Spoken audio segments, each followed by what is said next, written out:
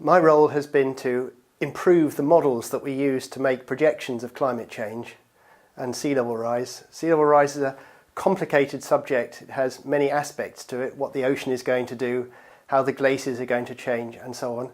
And I've worked on putting together the most advanced models of these various parts and working out from them how we expect sea level to change over the next century and how likely particular outcomes are.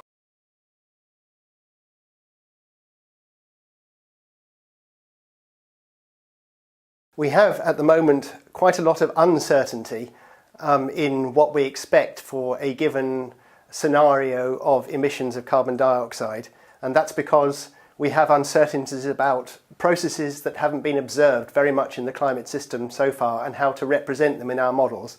On the other hand, we do have an increasing amount of confidence because we know that we are able to understand how sea level has changed in the last century by the same processes.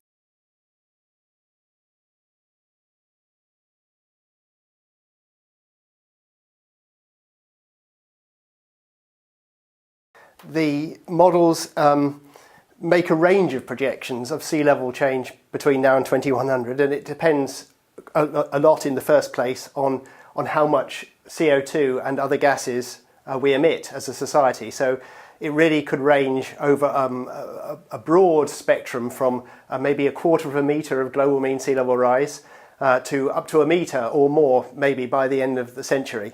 And so the severity of the impacts, of course, depends very much on the magnitude of the sea level rise, both globally and locally.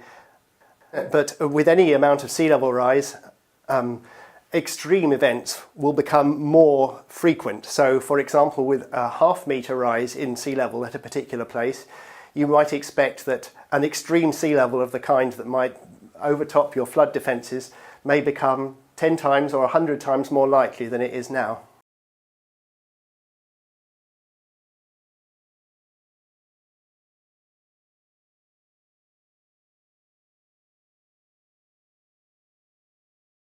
Well, it depends on what the world wants as an outcome. If society would like to follow the aspirations of the Paris Agreement, then not enough is being done to limit the emissions of greenhouse gases. As many people have said recently in particular, a lot of action has to be taken in a short timescale to bring that about.